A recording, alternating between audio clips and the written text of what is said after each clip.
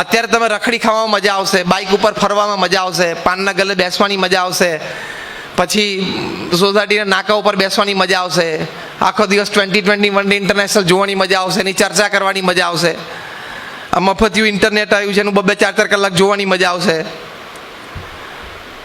પણ એ અત્યારે 5 વર્ષ મજા કરશો ને પછી આખી જિંદગી મજૂરી જ કરવાની છે. અને અત્યારે 5 વર્ષ આ બધું જ બાજુ પર મૂકીને જો સારું ભણશો તો શું તમારી કારકિર્દી થશે? તમે એવા લોકોને મળ્યા નથી ને એટલે તમને આ વિઝન ખુલ્યું નથી. ત્યાં પૂનામાં અમારા એક મિત્ર છે, એ અમે 2008ની સાલમાં એક કાર્યક્રમમાં એટલે ભેગા થયા, પછી પરિચય થયો, સાહજિક વાર્તાલાપમાં એકબીજાના વિચારો સારા મળ્યા એટલે અમે સારા મિત્ર થયા. એ વ્યક્તિ ભારતમાં એક જ એવી વ્યક્તિ છે કે જે CA, CS અને MBA ત્રણેયમાં ગોલ્ડ મેડલ છે. He is a gold medallist as a CA, CS and MBA. 2008માં એમને પૂછ્યું, એમનું નામ માધવ ગનપુલે. મેં કહ્યું Madhav, what is your salary? અત્યારે તારો પગાર કેટલો છે? મેં કહ્યું હું એટલા માટે પૂછું છું કે કોઈક વખત યુવાનોને વાત કરતા હોય તો સ્ટેટિસ્ટિક્સ પણ આપીએ, પ્રેરણાની સાથે થોડા આંકડાકીય માહિતી આપીએ ને તોય મજા આવે, પ્રેરણા મળે. તો કે સ્વામી અત્યારે મારો સેલરી છે 8 કરોડ, વર્ષે 8 કરોડનો પગાર, એટલે મહિને 65 લાખ, રોજના 2 લાખ રૂપિયાનો પગાર. ખબર પડી શું બોલું છું? કે બપોરિયા પછી બધી છાસ બાસ પીધી તે બધું એમને ટાઢકમાં જાય છે. He earns a salary of 2 lakh rupees per day. રોજનો 2 lakh રૂપિયાનો એનો પગાર છે, મહિને એનો 65 લાખ રૂપિયાનો, વર્ષે 8 કરોડ. હમણાં થોડા બે મહિના પહેલાં એમનો જન્મદિવસ એટલે મેં વળી વિશ કર્યું. સવારે 10-10:30 થઈ ગયા એટલે મેં મેસેજ મૂક્યો, કદાચ ઓફિસમાં બેઠા હોય ને ડિસ્ટર્બ થાય હું ફોન કરું તો, એટલે મેં મેસેજ હેપી બર્થડેનો મૂક્યો એને. તેનો તરત ફોન આવ્યો કે સ્વામી હું તો ગાડીમાં જ છું, ટ્રાવેલિંગ કરું છું, આજે કલાક જરા મોડો છું ઓફિસ જવામાં, એટલે આપણે ઘણા વખતથી વાત નથી થઈ, એટલે મેં કહ્યું ફોન કરું. એટલે મેં કહ્યું સારું. મેં કહ્યું મેં એટલે કર્યું નહીં, મેં કહ્યું તમે ઓફિસ હશો? તો કે ના. પછી કમ્ફર્ટેબલી વાત થઈ. પછી મેં કહ્યું માધવ, વેર હેવ યુ રીચ્ડ? તો મને કે બસ હવે ઓફિસથી 10 જ મિનિટ દૂર છું. મેં કહ્યું એ નથી પૂછતો, પગારમાં ક્યાં પહોંચ્યો હું એ પૂછું છું. તો મને કે 20 કરોડ. અત્યારે એનો પગાર છે 20 કરોડ રૂપિયા વર્ષે, એટલે લગભગ મહિને 1.25 કરોડ, એટલે લગભગ રોજનો 5.25 લાખ રૂપિયાનો પગાર છે એનો, રોજનો. હા, જાગ્રત અવસ્થામાં બોલું છું. તમને એમ થાય કે આ બધું ગપ્પા મારે જેવું નથી. Per day his salary is 5,25,000 rupees. વર્ષેનો 20 કરોડ રૂપિયાનો પગાર છે, એટલે રોજનો 5 લાખ રૂપિયાનો પગાર થાય. મેં કહું માધવ, તો તું તારી કંપનીમાં ટોપ પર રહીશ નહીં? કારણ કે બહુ મોટી giant American multinational company south east એશિયાના હેડ છે, અને is entitle to a private jet.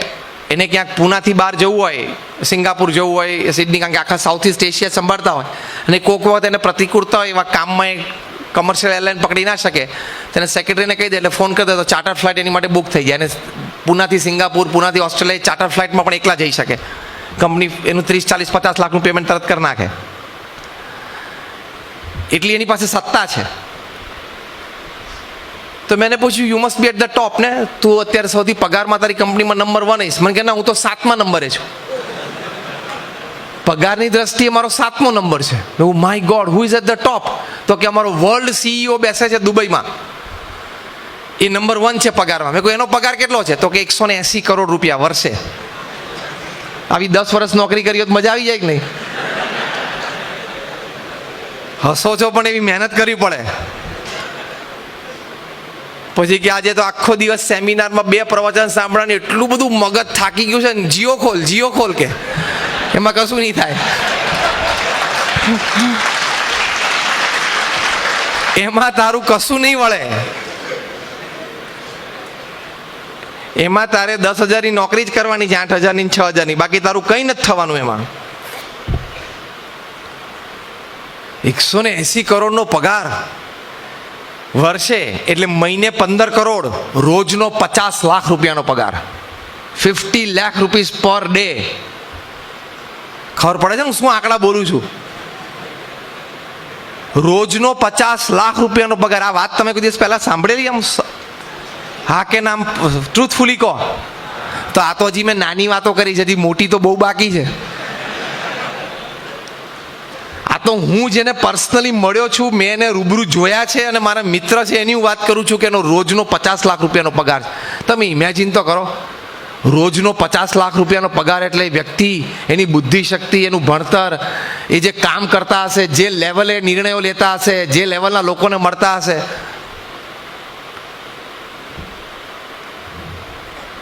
પછી મેં એને બીજો પ્રશ્ન પૂછ્યો. મેં કહું 100 કરોડથી વધારે પગાર હોય વર્ષે, એવી પૃથ્વી ઉપર વ્યક્તિઓ કેટલી હશે કે જેનો વર્ષે 100 કરોડનો પગાર હોય? એટલે કે મહિને લગભગ 8-1 કરોડનો, એટલે રોજનો લગભગ 30-35 લાખ રૂપિયાનો પગાર.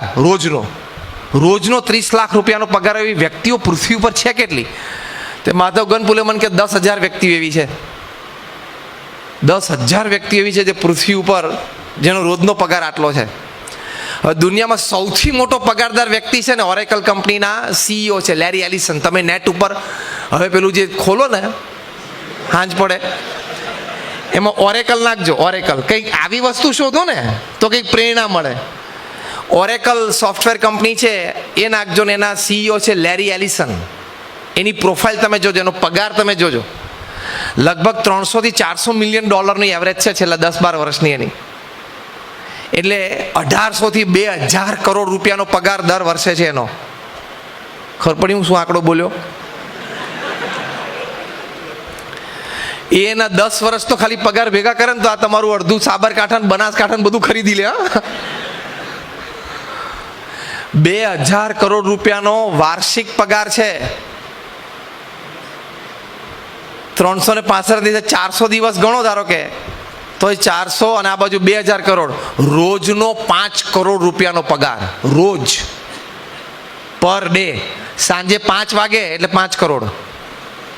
બોલો, સાંજે 5 વાગે એટલે 5 કરોડ આવી જ જાય રોજ, એમ કન્ફર્મ. શું કામ કરતા હશે લોકો, શું અભ્યાસ કર્યો હશે. અને હવે તમારો વિચાર કરો, 500 જણાની લાઈનમાં તમે ઉભા રહો કે હવે આ 6,000 રૂપિયા નોકરી ગોઠવાઈ જાય જો મહિને, તો ગંગના આયા. તો શું તને કરવાનો, પણ ચાંદલા કરવાના જ તને. એટલે આપણે આપણા કુટુંબને જો સુખી કરવું હોય તો તમે બધા યુવાનો અહીંયા બેઠા છો, ખૂબ સારો અભ્યાસ કરજો. 10-10, 12-12, 14-14 કલાક તમે ભણો, અને ભણીને તમારી પાસે તાકાતવાળી ડિગ્રી હશે ને તો દુનિયા ઝૂકી જશે તમારી પાસે. આ માધવ ગનપુલે મને વાત કરી, મેં કહ્યું કે તારે ઇમરજન્સી ફોન કોના આવે? કારણ કે આપણે તો આવા વ્યક્તિમાં એટલે ઇન્ટરેસ્ટ કે વાત કરીને માર્ગદર્શનને પ્રેરણા આપી શકીએ. તેણે મને કીધું કે સ્વામી, ભારતના જે ટોપ 25 બિઝનેસમેન છે ને, ઇન્ક્લુડિંગ અંબાની, એને પણ ટેક્સેશનમાં, ઇન્કમ ટેક્સમાં, લીગલી કંઈક મોટો ઇસ્યુ આવે ને, મને પર્સનલી ફોન કરે. અને એ જે પર્સનલ ફોન આવે એમાં જે સલાહ જે આપે ને, એ સલાહની કિંમત બહુ જ જુદી થઈ જાય. હા, એ જે 2 મિનિટની 5 મિનિટની સલાહ આપે ને, અગત્યનો કાયદો બતાવે ને, એની કિંમત કરોડો રૂપિયા ચાર્જ કરે. કિંમત એની જ છે ને. બુદ્ધિ જો તમારા બાપની હશે, એટલે કે તમે ખૂબ સારું ભણ્યા હશો, તો તમે જ્યાં જશો ત્યાં તમે રાજા છો. તમે જ્યાં જશો ત્યાં દુનિયા તમારી ચરણોમાં ઝૂકી જશે. અને અત્યારે તમે બધા યુવાનો બેઠા સારું અભ્યાસ નહીં કરો, રખડી ખાશો, આનંદ કરશો. અને જેને તમે જોવો છો સ્ક્રીન ઉપર કે મફત ઇન્ટરનેટમાં બધે જોવો છો, એ બધા એક કક્ષા એમને એમ નથી પહોંચ્યા. જબરદસ્ત પુરુષાર્થ કરીને પહોંચ્યા છે, ત્યારે પોતાના કુટુંબને સુખી કરી શક્યા છે. સચિન તેંડુલકરને આપણે બધાએ રમતા જોયા છે. God gifted cricketer, God gifted talent, પણ કેટલો પુરુષાર્થ. જ્યારે એમને 20 વર્ષ પૂરા થયા આંતરરાષ્ટ્રીય ક્રિકેટમાં, ત્યારે એમને પૂછ્યું, what is the secret of your success? તમારી સિદ્ધિનું રહસ્ય શું? સચિન તેંડુલકર બોલ્યા કે છેલ્લા 20 વર્ષમાં મારો એક પણ દિવસ એવું નથી કે સવારે 6 વાગે ગ્રાઉન્ડ ઉપર હું પહેલો બોલ ના રમ્યો હોઉં. આને પુરુષાર્થ કહેવાય, આને શિસ્ત કહેવાય, આને નિયમિતતા કહેવાય. અને આ પેલો સવારે 10 વાગે ઉઠે, કેમ? તો કે બસ હવે વેકેશન છે ને, કાંઈ નથી કરવાનું, એમ કહીને આળસ મળે. બસ તારી જિંદગીમાં અમે કાંઈ નથી કરવાનું. સચિન તેંડુલકરને ઇન્ટરવ્યુઅરે પૂછ્યું કે તમે આગલા દિવસે સેન્ચુરી કે ડબલ સેન્ચુરી કરી હોય તો સચિન તેંડુલકર બોલ્યા, even if I have scored a century on the previous day, next day at 6 I am at the nets. સવારે 6 વાગે નેટ ઉપર પહેલો બોલ રમવાનો. પછી એ બોલ્યા 500 બોલ રમું ને પછી મોબાઈલને અડું. આ તો પથારીમથી ઉઠતા વેત મોબાઈલ પકડે કે કંઈક અગત્યના સમાચાર. શું નરેન્દ્ર મોદીનો ફોન આવવાનો તને? તારા જેવા એને 125 કરોડ છે, તને ઓળખતોય નથી. હવે તારે કે પ્રધાનમંત્રીનો ફોન આવવાનો સવારના પોરમાં તું આમ મોબાઈલ ચાલુ કરે છે? તારો અભ્યાસ છે, તારે તારું કામ છે એ કર ને. એ વ્યક્તિ પ્રધાનમંત્રી તરીકે જો સવારથી રાત સુધી કેટલા કાર્યરત રહે છે અને કેવા કામ કરે છે. તો દરેક છે, સચિન તેંડુલકર હોય કે બીજા કોઈ પણ ક્ષેત્રમાં જે આગળ વધ્યા હોય, જબરદસ્ત પુરુષાર્થ કરે છે. તો તમે સારો અભ્યાસ કરી, સારી ડિગ્રી પ્રાપ્ત કરી, સારી કારકિર્દી બનાવી અને તમારા કુટુંબને તમે સુખી કરી શકો છો, તને મને ધને સર્વ પ્રકારે. અને હજી બાજી તમારા હાથમાં છે. અહીંયા અભ્યાસ કરતા કેટલા યુવાનો બેઠા છે? આંગળી ઊંચી કરો.